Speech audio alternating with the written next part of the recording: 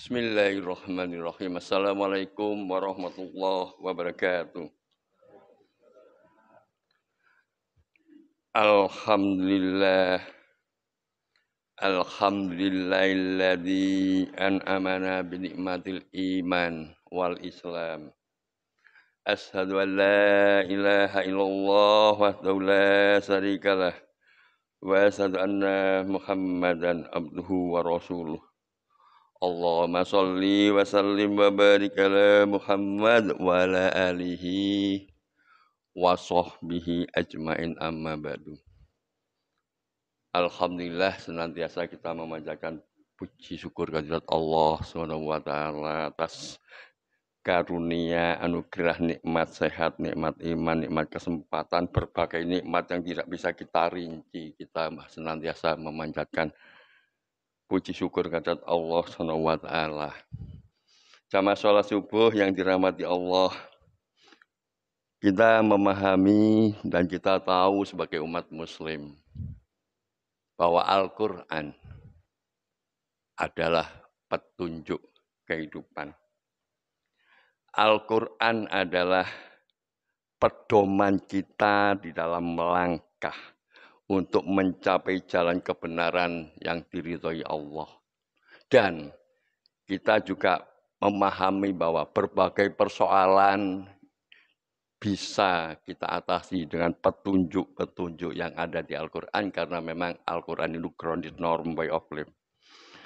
Salah satunya yang bisa kita angkat dalam pagi hari ini, persoalan kepedulian sosial yang sudah dituntunkan oleh Al-Quran.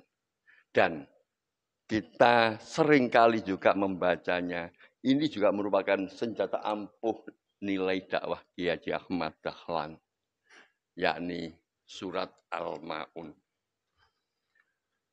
Surat Al-Ma'un ini benar-benar kalau kita tanamkan di dada kita, maka persoalan kepedulian sosial di dalam lingkungannya, solusinya akan teratasi. Tidak lagi ada kesenjangan yang jauh antara orang kaya, orang miskin, anak terlantar, dan sebagainya. Kalau ini benar-benar kita ditanamkan di dalam hati. Karena ini adalah peringatan Allah, tatkala seseorang mengabaikan ini, maka dia yang disebut dengan pendusta agama. Jamaah sholat subuh yang dirahmati Allah. Bahkan kalau kita lihat dalam surat Al-Ma'un ini ya, surat Al-Ma'un ini ketua pimpinan Muhammadiyah Pusat Haidar Nasir menekankan, memaknai bahwa dalam inti daripada Al-Ma'un ini adalah ibadah ritual. Itu tidak ada artinya jika pelakunya tidak melakukan amal sosial. Jadi rajin melaksanakan ibadah ritual saja, tapi dalam dirinya tidak ada kepedulian terhadap amal sosial, itu tidak ada artinya. Ini menurut Profesor Dr. Haidar Nasir. Sehingga dari Al-Ma'un inilah melahirkan Al-Quran yang berjalan. Al-Quran yang menjawab kehidupan, yang memberi manfaat, memberi maslahat, bukan hanya bagi kita yang memahami Al-Quran, tapi juga buat orang lain, bahkan yang berbeda agama, berbeda suku, berbeda golongan, tetapi mendapatkan dari Al-Quran. Ini menurut Profesor Haidar Nasir bisa kita lihat di dalam Suara Muhammadiyah. Jamaah sholat subuh yang dirahmati Allah. Kemudian selengkapnya bunyi dari surat Al-Ma'un yang terdiri dari 7 ayat. Mari kita simak bersama-sama. Kita biar tidak hanya sekedar hafal, tapi benar-benar menghayati makna yang terkandung di dalamnya. Aro'aital ladzi yukadzibu biddin. Tahukah kamu orang yang mendustakan agama, Gusti Allah tanglet marang menungso. Napa panjenengan sumerep yang engkang mendustakan agama? Nah, jawane ngono. Gusti Allah lho sing takon iki. Kemudian sama Allah diberitahukan. Ayat ke-2. Fadzalikal ladzi yad'ul yatim. Itulah orang yang menghardik anak yatim.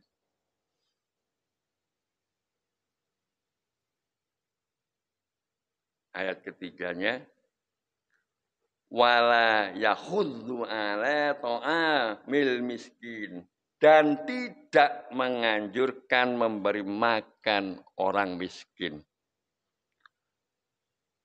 Fawailul lil musallin alladzina hum an sholatihim sahun. Maka kecelakaanlah bagi orang-orang yang sholat, yaitu orang-orang yang lalai dari sholatnya. Alladzina hum yura'un. Orang yang berbuat riya. Wa yamna'unal ma'un. Dan enggan menolong dengan barang yang berguna. Jelaslah 7 ayat ini yang ditanyakan Allah dan diberikan jawabannya. Ada 5 kandungan yang tergolong orang disebut dengan pendusta agama. Naudzubillah min dzalik, semoga kita terhindar dari hal ini. Yang pertama, orang yang menghardik anak yatim. Yang kedua, orang yang tidak memberi makan orang miskin. Yang ketiga, orang yang lalai dari sholatnya. Yang keempat, orang yang riya. Dan yang kelima, orang yang enggan tolong menolong. Padahal kita tahu anak yatim, ya. Anak yatim ini kan definisinya anak yang telah ditinggal wafat oleh salah satu orang tuanya atau kedua-duanya. Itu namanya anak yatim. Kemudian di dalam tradisi kita ada yatim piatu. Kalau meninggal bapaknya disebut yatim, kalau tinggal ibunya disebut piatu, kalau meninggal kedua-duanya menjadi yatim piatu. Kenapa penekanan anak yatim betul-betul dilarang, menghardik, harus memberikan kasih sayang? Dalam beberapa referensi disebutkan bahwa ini adalah bagian dari penyelamatan akidah anak itu. Anak yatim yang masih lemah, ditinggal orang tuanya meninggal, maka kurang perhatian, tidak ada yang membina, tidak ada yang membimbing. Maka pemberian sentuhan kasih sayang, pemberian kehidupan yang baik, ini adalah sebagai pengganti orang tua. Dan yang terpenting adalah menjaga akidah anak itu sehingga tidak berbelok pada siapa yang mengasuhnya. Sehingga disinilah letak anak yatim menjadi prioritas utama. Bahkan Rasulullah Shallallahu Alaihi Wasallam ini juga mengistimewakan terhadap anak yatim. Kalau di dalam Al-Quran disebutkan 23 kali rangkaian ayat yang menyebutkan gandengannya dengan anak yatim. Rasulullah SAW bersabda,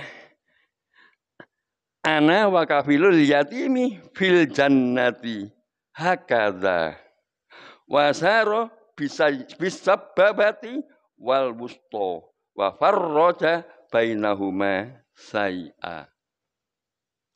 Aku dan orang yang menanggung anak yatim kedudukannya di surga seperti ini. Jadi Rasulullah menunjukkan 2 jari. Seperti ini, jari tengah dan ini. Artinya sangat dekat sekali. Hadis riwayat Bukhari. Nah inilah makanya kita sebagai umat Islam, apakah apakah getaran hati kita kalau melihat anak yatim, kita biasa-biasa atau kita punya kepedulian? Jangan sampai kita orang yang kelihatannya aja rajin ibadah, tapi justru masuk kategori pendusta agama karena menghardi anak yatim, menelantarkan anak yatim. Jamaah subuh yang dirahmati Allah.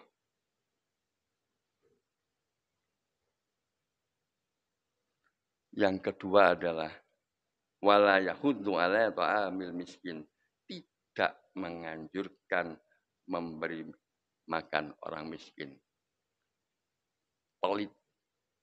Bahkan mungkin masakannya tersisa buahnya di rumahnya, berhamburan dibuang ke tempat sampah. Tapi tidak pernah untuk menganjurkan memberi makan orang miskin. Padahal kita harus sadar ya, rezeki itu anugerah Allah, karunia Allah. Dan di dalamnya itu sebagian hak fakir miskin yang harus dikeluarkan.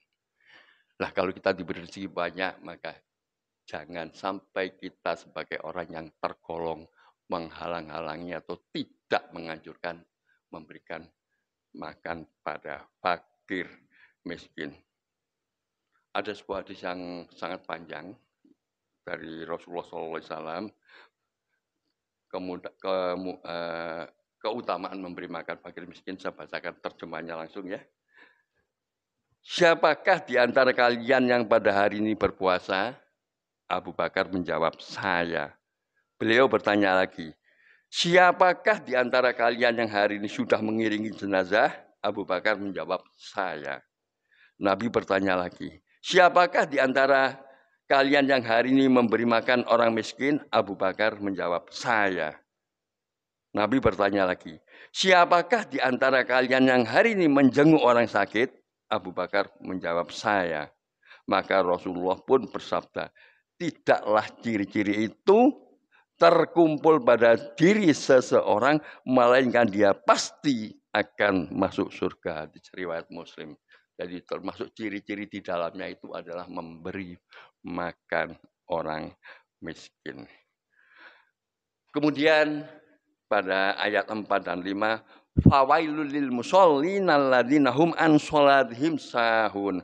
Maka kecelakaanlah bagi orang yang sholat, yaitu orang yang lalai dari sholatnya. Ibnu Abbas menerangkan bahwa yang dimaksud dari ayat ini yaitu orang-orang munafik yang mengerjakan sholat secara terang-terangan. Sedangkan ketika sendiri mereka tidak mengerjakan sholat. Jadi sholat itu kalau banyak orang ramai supaya kelihatan, dewean nggak sholat. Nah ini. Kemudian juga selain itu ada pula yang memaknai mengerjakan sholat namun di akhir bahkan terkadang sampai keluar waktunya dan itu menjadikan kebiasaan sehari-hari atau sholat namun tidak terpenuhi rukun-rukunnya atau tidak khusyuk sehingga tidak merenungkan maknanya. Jadi kalau kita sholat sering terlambat, juga sholat asal-asalan, sholat tidak menghayati, beberapa ulama mengatakan itu juga bagian daripada orang yang mendustakan agama. Kemudian orang yang berbuat riya. Jadi orang yang berbuat riya melakukan suatu perbuatan bukan karena Allah. Berbuat sesuatu ingin dipuji orang. Amal ngasih karpet masjid lengkap. Biar dipuji, diangkat sebagai tokoh masyarakat, dihormati, dan sebagainya, dan sebagainya. Ya, contohnya ini.